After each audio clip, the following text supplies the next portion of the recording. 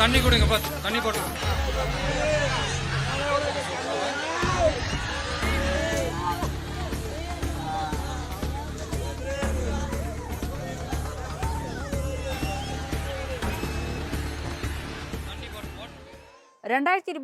September 27 തമിഴ്നാട്ടിലെ കരൂരിൽ നടൻ വിജയുടെ തമിഴക വെട്രിക്കഴകം പാർട്ടിയുടെ റാലിക്കിടെയുണ്ടായ തിക്കിലും തിരക്കിലും പെട്ട് 41 പേർ മരിച്ച ദാരുണമായ സംഭവം.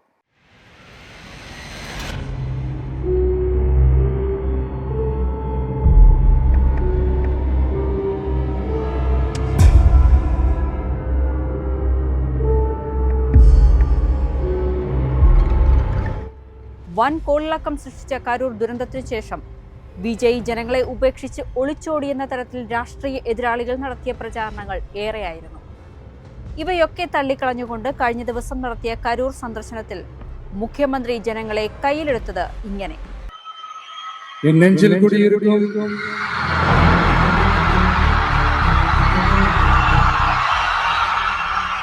கரூர் சொந்தங்கள் உங்கள் அனைவருக்கும் என்னுடைய வணக்கம். எங்க எங்க இருக்காருன்னு தெரியாம ஓட்டு ஓட்டு ஓட்டு ஓட்டு ஓட்டு ஓட்டு ஓட்டு ஓட்டு வராம் பாரு வேட்டக்காரன் ஓடினே இருக்கிறார். இன்னொருத்தர் ஃபாரின்ல போய் ஒளிஞ்சுக்கிட்டார். ஃபாரின் ஸ்டாலின் சார் நினைச்சிட்டு போறீங்க, அவர் இல்ல. எனக்கு எப்பவுமே ஸ்டாலின் சார் மேல ஒரு தனி பாசம் ஒண்ணு உண்டு. உங்ககிட்ட யாராவது லஞ்சம் ஏதாவது கேட்டாங்கன்னா கொடுக்க முடியாது சொல்லுங்க, நான் இருக்கேன் உங்களோட. அப்படியே யாராவது ஃபோர்ஸ் பண்ணாங்கன்னா இது எங்க மகன், எங்க புள்ள, எங்க அண்ணன், எங்க தம்பி, எங்க விஜய், எங்க விஜயோட ஆட்சின்னு ஸ்ட்ராங்கா சொல்லுங்க. മുതലമൈച്ചർ ദളപതി തമിഴ്നാട് രാഷ്ട്രീയത്തിൽ പതിറ്റാണ്ടുകൾ നീണ്ടുനിന്ന ദ്രാവിഡ കക്ഷികളുടെ ആധിപത്യത്തിന് അന്ത്യം കുറിച്ച് ദളപതി വിജയ് ഭരണത്തിലേക്ക് കടന്നു വന്നത് പുതിയ ചരിത്രം സൃഷ്ടിച്ചുകൊണ്ടായിരുന്നു. സി ജോസഫ് വിജയ് എന്നും ഞാൻ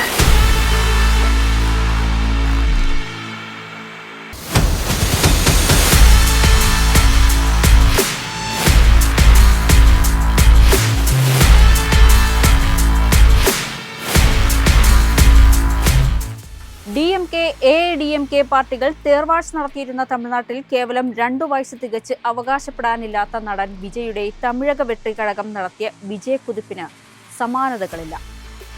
நமக்காக வந்திருக்கிற மக்களை காக்க வைக்கிறதுக்கு நாம் ஒன்றும் ஆதாயம் தேடுற அரசியல்வாதியெல்லாம் கிடையாது. மக்களுக்காக அரசியலுக்கு வந்தவன் இந்த விஜய். இந்த முடிவு நான் மட்டும் எடுத்த தனிப்பட்ட முடிவு இல்லைங்க, நாங்க எடுத்த முடிவு. உங்க விஜயா உங்களை மட்டுமே நம்பி வந்திருக்கேன்.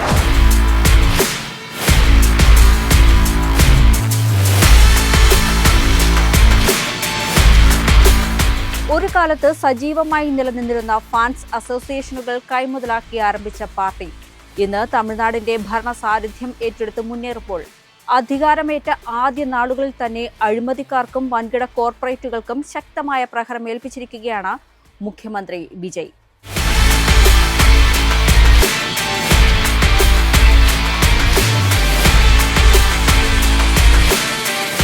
സംസ്ഥാനത്തിന്റെ 10 ലക്ഷം കോടി രൂപയുടെ കടബാധ്യത തുറന്നുകാട്ടുന്ന ധവളപത്രം പുറത്തുവിട്ടുകൊണ്ട് തുടങ്ങിയ ഭരണം ഇപ്പോൾ പൊതുമരാമത്ത്, തദ്ദേശ വകുപ്പുകളിലെ കോടികളുടെ ടെൻഡർ വിപ്ലവത്തിലേക്ക് കടന്നിരിക്കുന്നു. മുൻകാലങ്ങളിൽ അനാവശ്യമായി പണം ചോർന്നു പോയിരുന്ന പൊതുമരാമത്ത്, തദ്ദേശ സ്വയംഭരണ വകുപ്പുകളിലെ ടെൻഡർ നടപടികളിൽ മുഖ്യമന്ത്രി വിജയ് വലിയൊരു ശുദ്ധീകരണം നടത്തി തുടങ്ങിയിരിക്കുന്നു. തുറന്ന മത്സരാടിസ്ഥാനത്തിലുള്ള ലേല ടെൻഡർ പ്രക്രിയയിലൂടെ ചെറിയ തദ്ദേശീയ പദ്ധതികൾ മുതൽ വൻകിട വികസന പ്രവർത്തനങ്ങൾ വരെ തികച്ചും സുതാര്യമായ പ്രക്രിയയിലൂടെ കടന്നുപോകുന്നു. അതെ, തമിഴ്നാട് വലിയൊരു ഭരണ സാമ്പത്തിക വിപ്ലവത്തിന് സാക്ഷ്യം വഹിക്കുകയാണ്.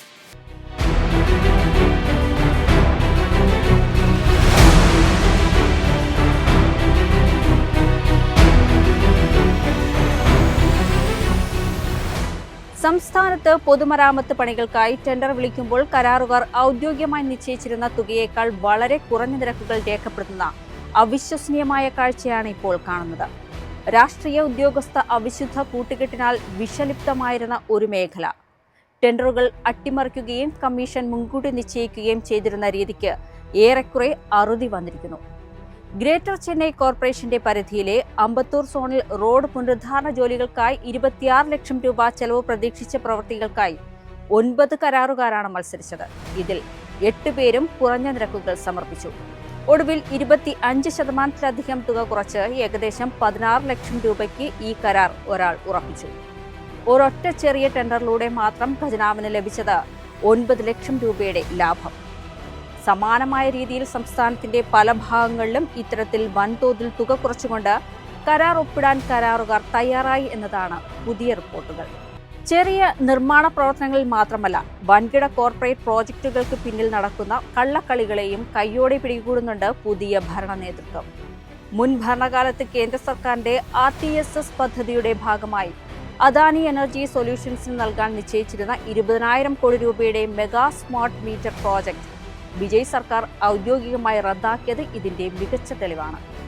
കൂടാതെ മുൻപ് Hindu religions and charitable endowment വകുപ്പ് വഴി അനുവദിച്ചിരുന്ന 248 കോടി രൂപയുടെ 46 പദ്ധതികളും സർക്കാർ റദ്ദാക്കി.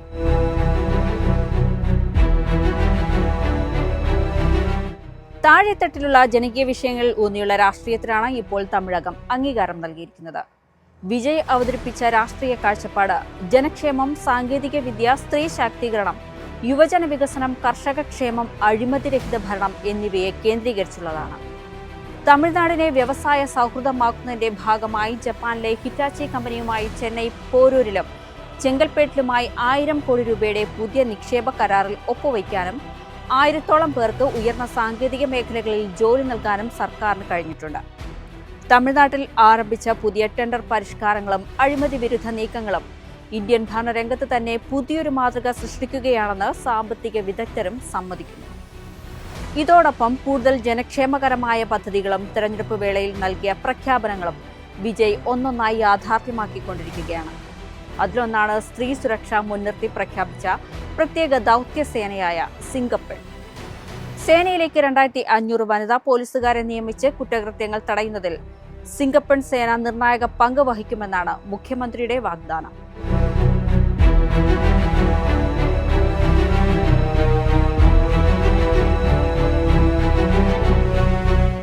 സർക്കാർ ഉടമസ്ഥതയിലുള്ള അഴിമതി നിറഞ്ഞ മദ്യവിൽപ്പനശാലയായ തമിഴ്നാട് സ്റ്റേറ്റ് മാർക്കറ്റിംഗ് കോർപ്പറേഷൻ അഥവാ ടാസ്മാകിനെ പൂർണ്ണമായി പുനഃസ്ഥാപിക്കാനുള്ള പദ്ധതിയും വിജയ് സർക്കാർ ആരംഭിച്ചു കഴിഞ്ഞു. ദ്രാവിഡ പാർട്ടികളിലെ രാഷ്ട്രീയക്കാരുടെ ഉടമസ്ഥതയിലുള്ള ഒരു പിടി ബ്രൂവറികളുടെ ദീർഘകാല ആധിപത്യമില്ലാതാക്കുക എന്ന ലക്ഷ്യത്തോടെ കർണാടക, കേരളം തുടങ്ങിയ അയൽ സംസ്ഥാനങ്ങളുടെ മാതൃകകളെ പ്രതിഫലിപ്പിക്കുന്ന ഒന്നിലധികം കമ്പനികളിൽ നിന്നുള്ള മദ്യ ബ്രാൻഡുകൾ അവതരിപ്പിക്കാനും സർക്കാർ ലക്ഷ്യമിട്ടിട്ടുണ്ട്. ഇതിന്റെയൊക്കെ തുടക്കമെന്ന നിലയിൽ ടാസ്മാക്കിലെ ജീവനക്കാരുടെ വേതനം 25% വർദ്ധിപ്പിച്ച് സർക്കാർ ഉത്തരവായി.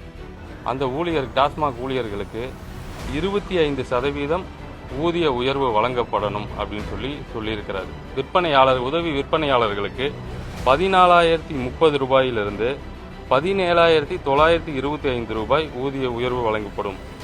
ഏതായാലും സിനിമാ ക്ലൈമാക്സുകളെ വെല്ലുന്ന ആവേശത്തോടെ പ്രതിപക്ഷത്തിന്റെ രാഷ്ട്രീയ വെല്ലുവിളികളെ ഏറ്റെടുത്ത് തമിഴ്നാടിന്റെ വിജയ് സർക്കാർ നടത്തുന്ന ഭരണശൈലി മറ്റ് സംസ്ഥാനങ്ങൾക്ക് മാതൃകയാക്കാമെന്നാണ് രാഷ്ട്രീയ നിരീക്ഷകരുടെ വിലയിരുത്തൽ.